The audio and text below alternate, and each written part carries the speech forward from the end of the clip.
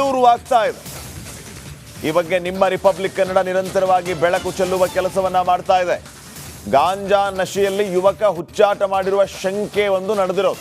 ಮಲ್ಲೇಶ್ವರಂನ 3ನೇ ಮುಖ್ಯ ರಸ್ತೆ ಬಳಿ ಯುವಕ ಹುಚ್ಚಾಟ ಮೆರೆದಿರುವ ಒಂದು ಘಟನೆ ನಡೆದಿದೆ. ಗಾಂಜಾ ಅಮಲಲ್ಲೇ ಹೀಗೆ ಮಾಡಿದ್ನ ಅನ್ನುವಂಥ ಸಂಶಯ ಮೂಡ್ತಾ ಇದೆ. ಫುಟ್ಪಾತ್ ಮೇಲೆಲ್ಲ ಉರುಳಾಡಿ ವ್ಯಕ್ತಿ ಹೈಡ್ರಾಮಾನೇ ಕ್ರಿಯೇಟ್ ಮಾಡಿರೋದು. ಈತನನ್ನ ಕಂಟ್ರೋಲ್ ಮಾಡೋದಕ್ಕೆ ಪೊಲೀಸರು ಸುಸ್ತಾಗಿ ಹೋಗಿದ್ದಾರೆ. ಏನು ಮಾಡಬೇಕು ಅನ್ನೋದು ಅವ್ರಿಗೇ ತಿಳಿತಾ ಇಲ್ಲ. ನೋಡಿ, ಆ ದೃಶ್ಯಗಳನ್ನು ನೋಡಿ ತಾವು, ಆತನ ರಂಪಾಟ ನೋಡಿ, ಆತ ಫುಟ್ಪಾತ್ ಮೇಲೆ ಉರುಳಾಡ್ತಾ ಇರೋದು ನೋಡಿ, ಆತ ಕೊಡ್ತಾ ಇರೋ ಆ ಪೋಸ್ಗಳನ್ನು ನೋಡಿ, ಯಾಕೆ ಈ ರೀತಿ ಮಾಡ್ದ ಅನ್ನೋಂಥ ಪ್ರಶ್ನೆ ಒಂದು ಲೆಕ್ಕದಲ್ಲಿ ಸಂಶಯ ಮೂಡ್ತಾ ಇರೋದು ಈಗ ಪೊಲೀಸರಿಗೆ.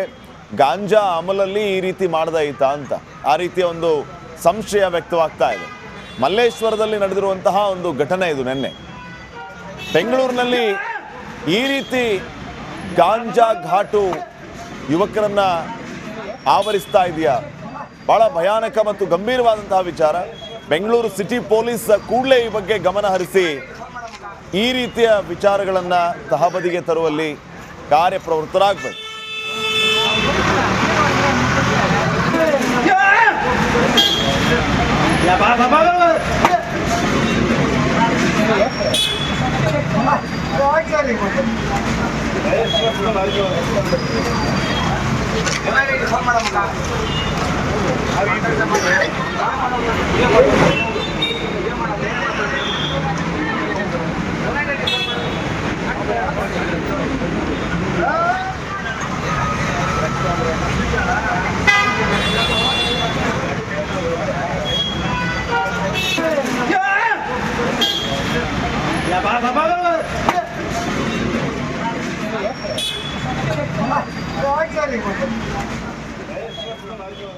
ಮಲ್ಲೇಶ್ವರಂ 3ನೇ ಹಂತದಲ್ಲಿ ನಡೆದಿರುವ ಘಟನೆ ಇದು.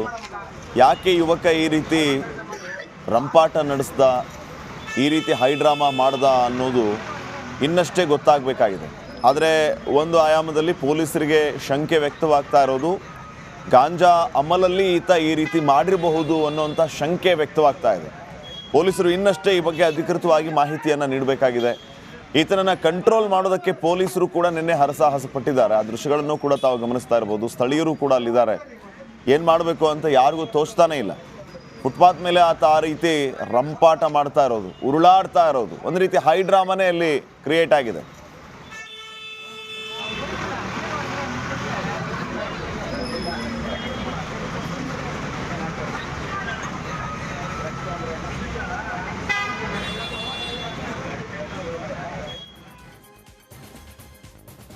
ಈಗ ಟಾಪ್ 30ಯಲ್ಲಿ ಏನೆಲ್ಲ ಸುದ್ದಿಗಳಿದೆ ನೋಡ್ತಾ ಹೋಗೋಣ.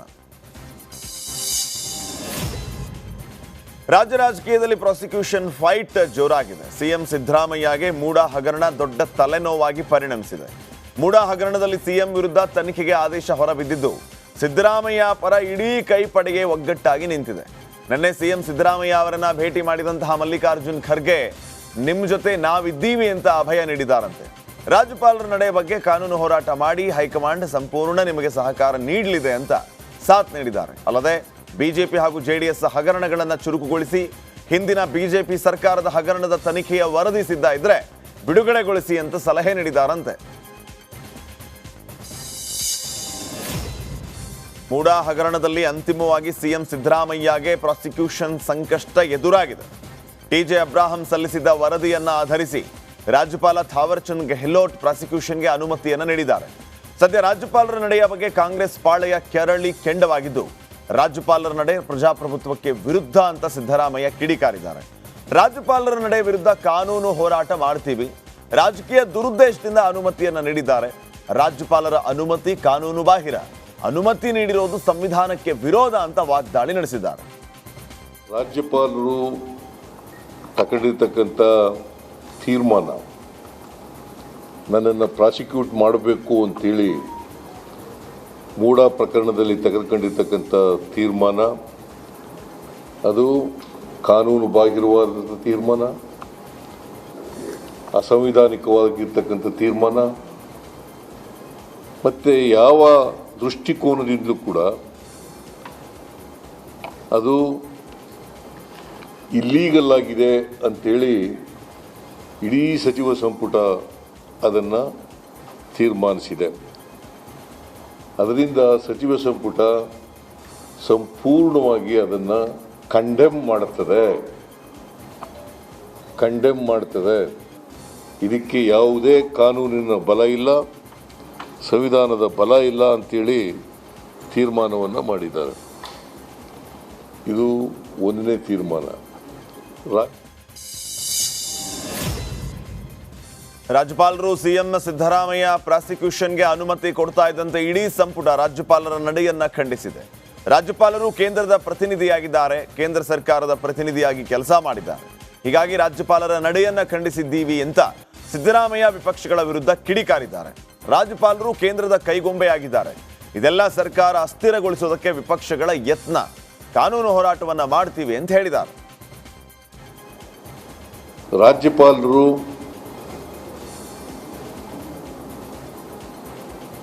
ಅವರು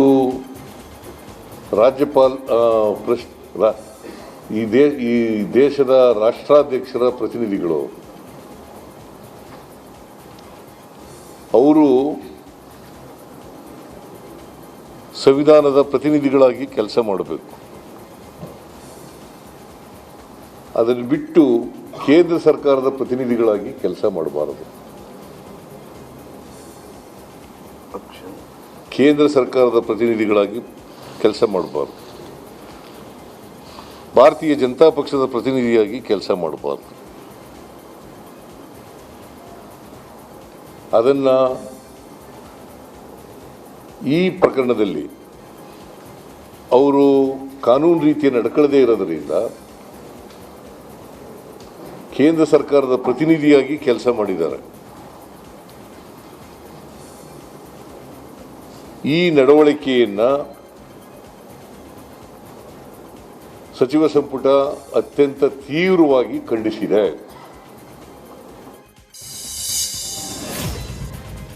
ಮುಖ್ಯಮಂತ್ರಿಗಳಿಗೆ ಮೂಡ ತಲೆ ಬಿಸಿ ಒಂದ್ ಕಡೆ ಆದ್ರೆ ಮತ್ತೊಂದ್ ಕಡೆ ಇಡೀ ಕಾಂಗ್ರೆಸ್ ಪಾಳೆಯ ಸಿಎಂ ಸಿದ್ದರಾಮಯ್ಯ ಬೆನ್ನಿಗೆ ನಿಂತಿದೆ.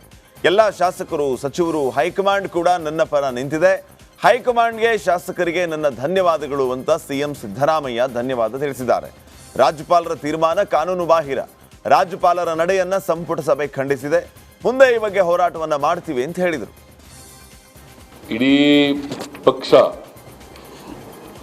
ಕಾರ್ಯಕರ್ತರುಗಳು, ಶಾಸಕರುಗಳು, ಸಚಿವರುಗಳು ಸಾಲಿಡಾರಿಟಿಯನ್ನ ವ್ಯಕ್ತ ಮಾಡಿದ್ದಾರೆ. ಹೈಕಮಾಂಡ್ ಕೂಡ ಸಂಪೂರ್ಣವಾಗಿ ಈ ಸಂದರ್ಭದಲ್ಲಿ ನನ್ನ ಜೊತೆ ಇರ್ತೇವೆ ಅಂತೇಳಿ ದೂರವಾಣಿ ಮೂಲಕ ಮಾತನಾಡಿದ್ದಾರೆ. ಆದ್ದರಿಂದ ಹೈಕಮಾಂಡ್ನವರಿಗೆ ಮತ್ತು ಶಾಸಕ ಮಿತ್ರರಿಗೆ, ಕಾರ್ಯಕರ್ತರಿಗೆ, ಎಲ್ಲ ಲೋಕಸಭಾ ರಾಜ್ಯಸಭಾ ಸದಸ್ಯರುಗಳಿಗೆ ಎಲ್ಲರಿಗೂ ಕೂಡ ನಾನು ಈ ಸಂದರ್ಭದಲ್ಲಿ ಧನ್ಯವಾದಗಳನ್ನು